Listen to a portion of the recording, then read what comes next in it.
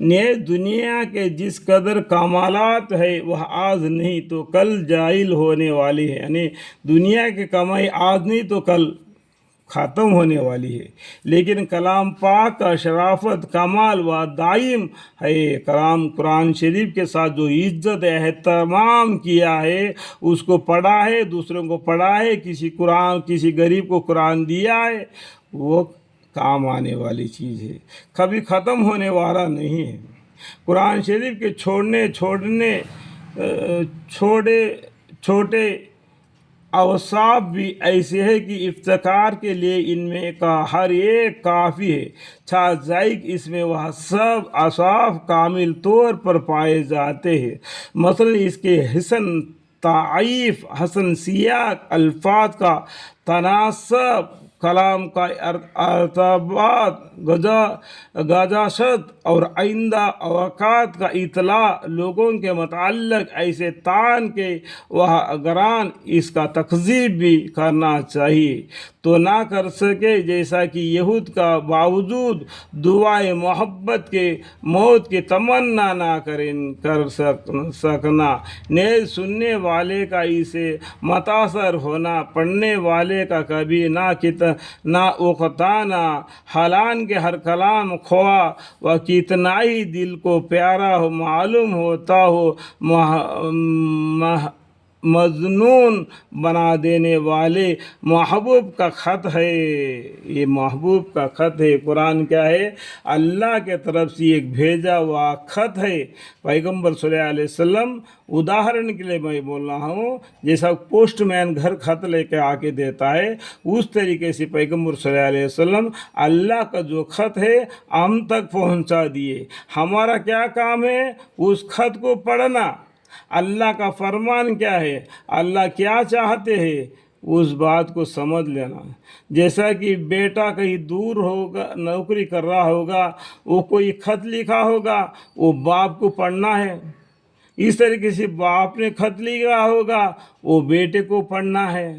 اور باپ کا فرمان کیا ہے؟ بیٹا سمجھنا ہے۔ بیٹے کا فرمان کیا ہے کہ باپ کو سمجھنا ہے۔ یہ سمجھنے کے لیے پڑھنا ضروری ہے۔ خط آ گیا، نکال کے اوپر رکھ دیا تو کیا مطلب رہ گیا خط لکھنے کا؟ سمجھ میں آ گیا نہیں سمجھا تو ابھی ہم کیا کریں گے؟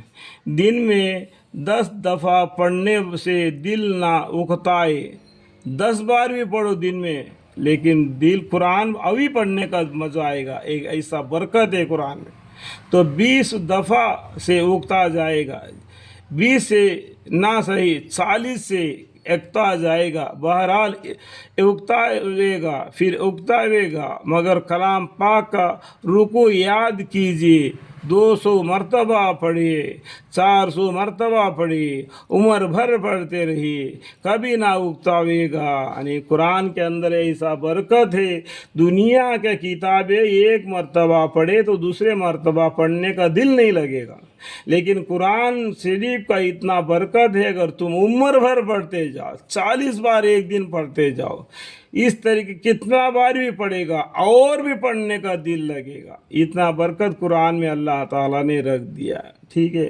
اگر کوئی عارض پیش آ جائے تو وہ خود عارض ہوگا اور جلد زائل ہو جانے والا، جتنی کثرت کیجیے اتنی ہی طرفات و لذت میں اضافہ ہوگا، جتنا پڑھے جائے گا اتنا ہی تم کو لذت اور میٹھا پن معلوم ہو جائے گا۔ جیسا کہ گڑ کھانے سے میٹھا لگتا ہے نا، اس طریقے سے قرآن شریف کی تلاوت کرنے سے زبان کو میٹھا سا معلوم ہو جائے گا، وغیرہ وغیرہ۔ یہ اموار ایسی ہے کہ اگر کسی کے کلام میں ان میں سے ایک بھی پایا جاوے، خود پورے طور سے نہ ہو، تو اس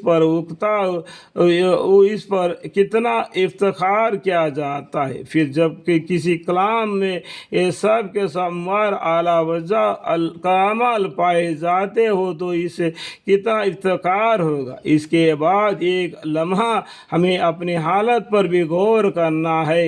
ہم میں سے کتنے لوگ ہیں جن کو اپنے حافظ قرآن ہونے پر فخر ہے، یا ہماری نگاہ میں کئی کا حافظ قرآن ہونا باعث شرف ہے، ہماری شرافت، ہماری افتخار و اونچے اونچے ڈاکریوں سے بڑا القاب سے دنیا زا و زلال و مرنے کے بعد چھوڑ جانے والے مال و متاع سے ہے۔